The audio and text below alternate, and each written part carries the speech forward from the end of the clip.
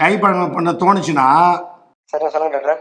டக்குன்னு யாராவது உங்க ஃப்ரெண்டுங்க இருந்தாங்கன்னா கையை கட்டி போட சொல்லிடு.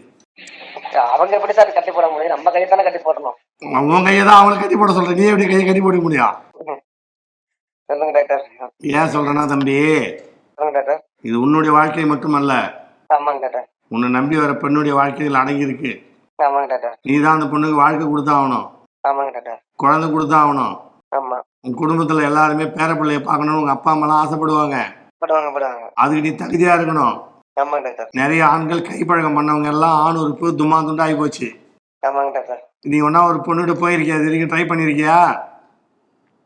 உண்மையை சொல்லு. ட்ரை பண்ணலான்னு இருந்திருக்கேன், கிடைக்கலையே டாக்டர். பண்ணாத, நம்ப முடியலையே. தப்பி ட்ரை பண்ணிடாத. சரிங்க டாக்டர். HIV வரும், பால்வினை நோய் வரும். அதுதானே டாக்டர் சேஃப்டின்னு சொல்லிட்டு ஒன்று கொடுத்துருக்காங்க. சேஃப்டியா?